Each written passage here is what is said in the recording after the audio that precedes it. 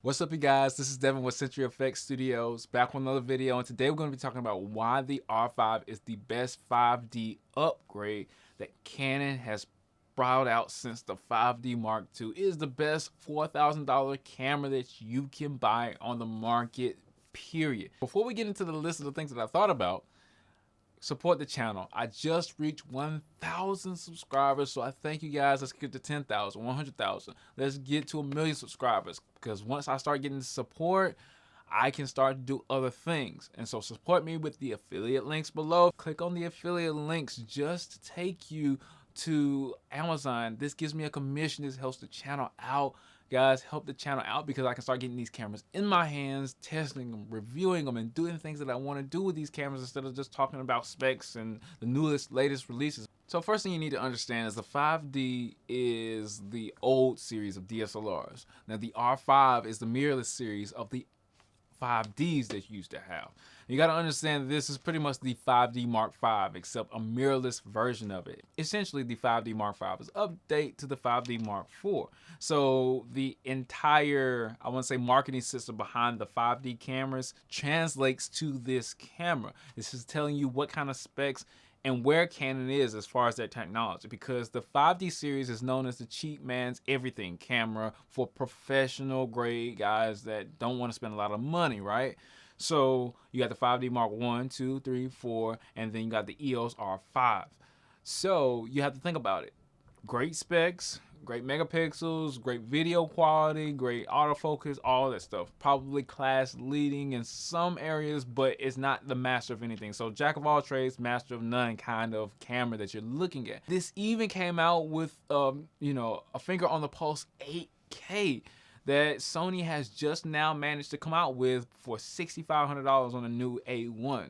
A lot of people are not going to be able to buy that $6,500 camera. It's over $2,000 more than the R5, and a lot of people know that the 5D series is around that $3,500 mark usually, depending on what year you're in. It's still around that $35, $4,000 mark, and it usually comes out with another lens with it beside it. And now you got the 50mm prime RF lens that's a cheaper alternative. So that means you can get a 50mm RF lens, and then you can get the R5 for right around a $4,000 mark. And that's crazy because, say for example, you were to get to a Sony equivalent, which is like the A7R Mark IV. Sony A7R Mark IV, if you were just getting into the Sony market, it gives you this ability to have some comparable, like 60 megapixels, not 45 like the Eos-r 5, but 60 megapixels and some comparable specs, not on video though.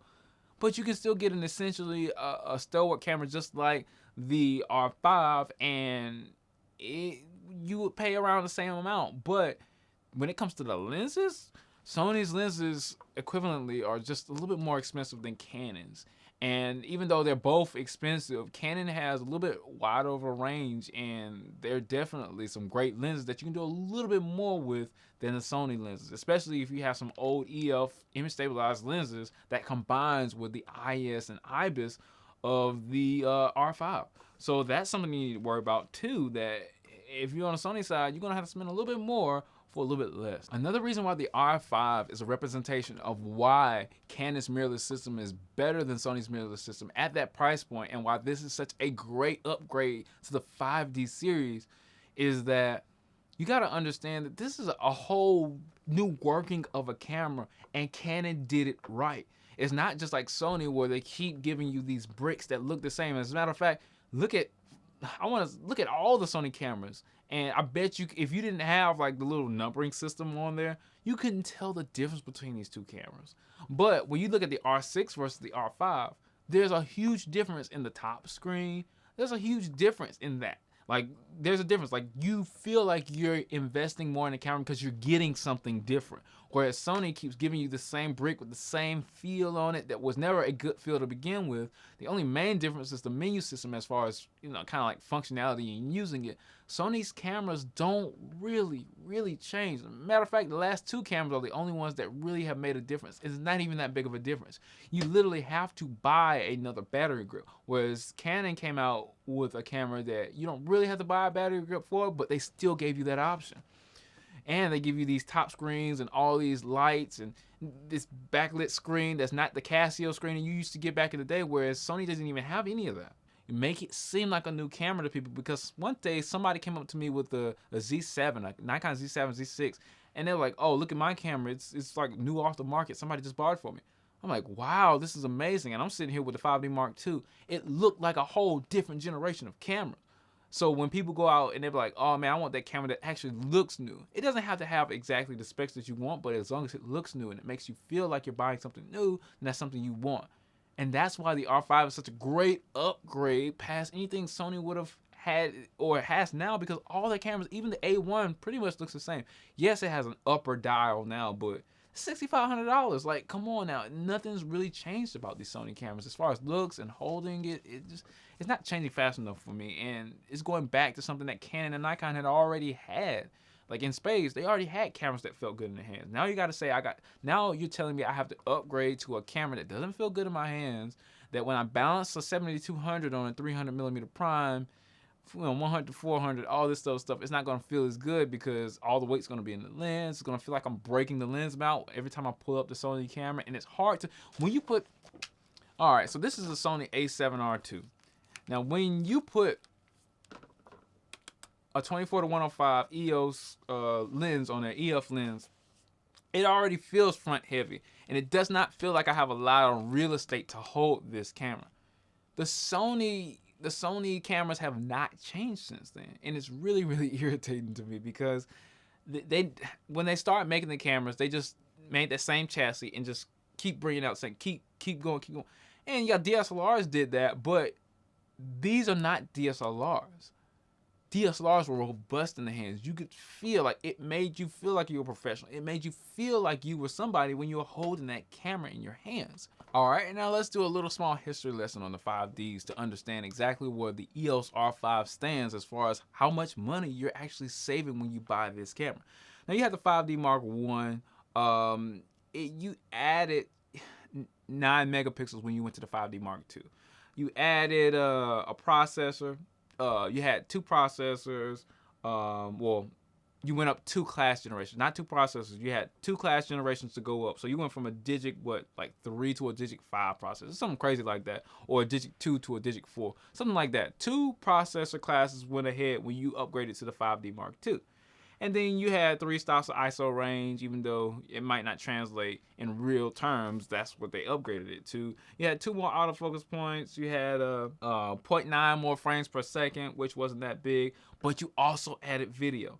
And all of this in one package, going from the 5D Mark I to the 5D Mark II, you saved $600 in the newer iteration based off of the money. Now, I didn't include inflation in this, but you saved a lot of money when you went from the 5D Mark I to the 5D Mark II. And it added video, which was rolled down. You had all this cinema going after the 5D Mark II video full frame.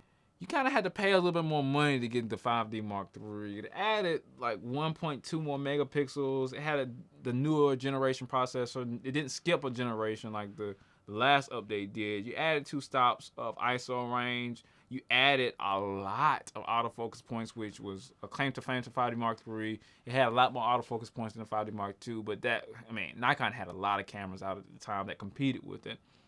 You add about 1 to 2 more frames per second, and you had pretty much the same video capabilities, just a little bit better on the anti-aliasing, something like that.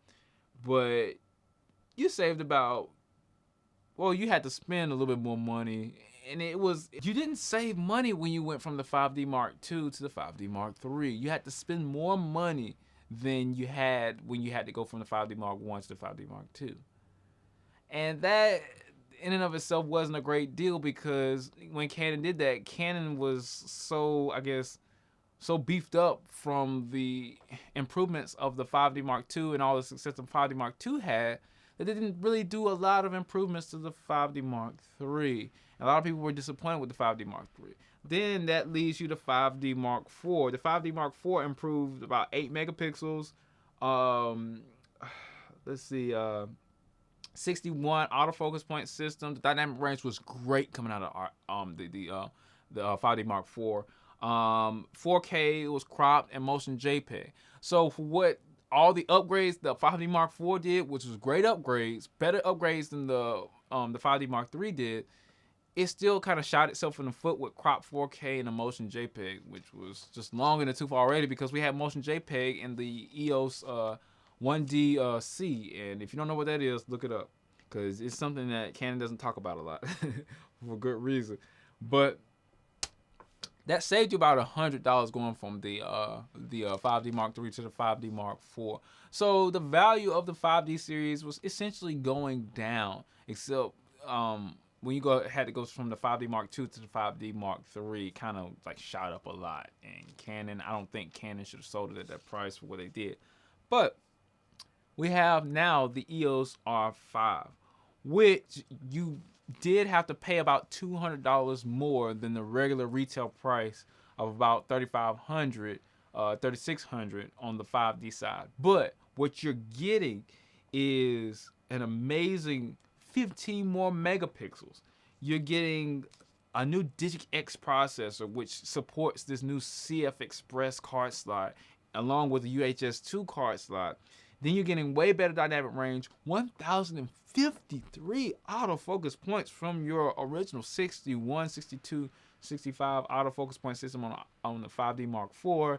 And then you're getting 8K, 30 frames a second, 4K 120. You're getting all of this stuff. You're getting a whole bunch of stuff on the Eos-R5. You're getting IBIS. You're getting IBIS that combines with your old lenses. You're getting new lenses that are closer to the sensor, and all you have to do is pay $200 more. Whereas Canon was making you pay, what, almost $800 more on the 5D Mark III, transitioning from the 5D Mark II to 5D Mark III. And that wasn't even a real upgrade. I think Canon was, like I said, just hype off the success of the 5D Mark II, and they thought they could just push up the price of the 5D Mark III when they were just essentially the same cameras, except a better autofocusing system coming in the 5D Mark III. And like I said, the autofocusing system is kind of like a lukewarm upgrade because think about it now. We went from 61 autofocus points in the 5D Mark IV to 1,000 autofocus points. So how much does autofocus points mean as an upgrade? Yes, I know the autofocusing system is better, but giving a number value to it is just very arbitrary because we're going from 61 to 1,000. Now you got to understand that even though you have more autofocus points does not mean that that autofocus point is implemented or that system is implemented well with that amount of autofocus points. Because usually cameras focus better in the center than it does on the outside. But now that we have this mirrorless system, we have this whole ballpark to focus in. Who knows if you're going to get your autofocus point in the right spot at the right time, especially with a full frame 45 megapixel sensor that can really throw things out of focus if it wanted to. Talk about Bogen. But you were $200 in the hole when you went to the Eos-R5. You might be saying, well, if it's Eos-R5 is $200 more expensive, how are you getting more? Because of all the reasons that I mentioned before. These are things that we never had in any camera system. 8K, talking about 1,000 autofocus point system, auto eye tracking autofocus, animal eye tracking autofocus, human eye tracking autofocus, where we had dual pixel face detection, and of course Sony had the eye tracking autofocus. But in a Canon camera, the most selling camera in the world, this is the first time we've really ever had it. A lot of people don't have Sonys like they have Canons. So it meant a lot to us when all this stuff was just put into one body and sold at a price that's only $200 more. You talk about it's more than double the camera in more than one way than the 5D Mark IV. We can use 4K now. We have 4K in not only 1, but 2, 3, 4 other formats. You see what I'm saying? So, and it's downscaled from 8K. And we have 8K. And we got 8K RAW, we got Canon log, all this other stuff that we didn't have in cameras before. We had to wait so long to get it. And that's why for Canon, the R5 is one of the best upgrades ever in history for Canon. 5D, 1D, even any camera is the best upgrade, I think. Tell me what you think in the comments below. Do you think I'm just losing my mind that Canon is not as big as I think they are, that Sony is all great? Let me know in the comments below. Affiliate links, if you're going to buy any of these cameras, click on my links. Support the channel. I get a little commission. Also, Patreon. Become a patron. Patreon. Click on the Patreon link. Sign up for one of the tiers. Click on the Patreon link you can actually start to tell me topics and things of that nature that I can talk about on the show, so I can answer your questions for free. It's free, so support the channel any way you can, so I can stay around, grab some cameras that I want to shoot with, actually review them, like Jared and Tony and Matt Granger and that camera guy, all these other guys, and stay tuned for the next episode.